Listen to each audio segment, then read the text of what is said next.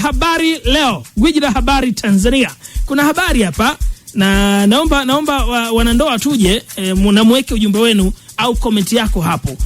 Kwa wao unatazama kwa mitandao ya kijamii, weka comment yako hapo chini. Kwa wale ambao wanatazama na kutusikiliza kupitia radio station, weka comment yako kupitia 0779729593. Kuna habari hapa inasema hivi: mume aua mke naye ajiua kwa sumu. Gazeti la habari leo, gwiji la habari Tanzania, ukurasa wa 20, kuna habari inasema mume aua mke na yeye ajiua kwa sumu. Ni wapi na kwa nini?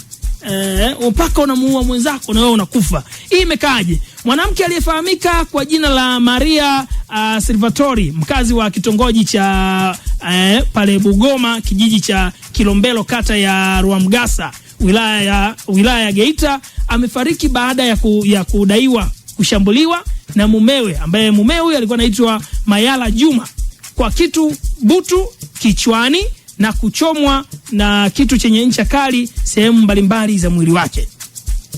Sasa kwa mujibu wa taarifa iliyotolewa katika mitandao ya jeshi la polisi jana, ilikuwa ni Jumatano, taarifa hii ilitolewa, unaambiwa na kamanda wa polisi mkoa wa Geita, namzungumzia Safia Jongo.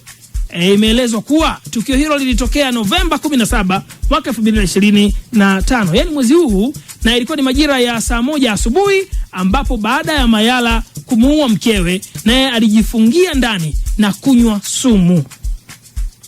Tatizo nini ndugu yangu? Tatizo nini? Sasa baada ya kufanya mauaji, Mayala Juma alijifungia chumbani na kunywa sumu aina nitakutajia baadaye, pamoja na dawa nyingine yani alikunywa sumu akanywa na dawa nyingine katika jaribio la kujiua, na aliwaishwa hospitali ya wilaya ya Geita ili kuokoa maisha yake, lakini alfajiri ya Novemba 18 mwaka 2025 alifariki dunia, kwa mujibu wa taarifa hiyo. Sasa katika taarifa imeelezwa kuwa chanzo cha tukio hilo ni wivu wa mapenzi, wivu wa mahaba, wivu wa mahabuba, wivu wa mapenzi, baada ya mume kumtuhumu mkewe kuwa ana mahusiano na mwanaume mwingine. Sasa miili ya marehemu imefanyiwa uchunguzi na kukabidhiwa kwa ndugu kwa ajili ya taratibu za mazishi. Nini jamani?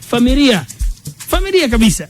Bwana, weka maoni yako, nafikiri nini tatizo kwenye jamii na tunazidi ku experience vifo vya namna hii, wivu wa mapenzi. Nini kifanyike? Niwekee comment yako hapo, kwa unatufuatilia kupitia mitandao ya kijamii, kwa ambao unasikiliza radio kupitia 0779729593. Weka ujumbe wako pia hapo na mimi nitausoma baadaye. Wala usijali kabisa, na kila kitu kitaenda sawa sawia.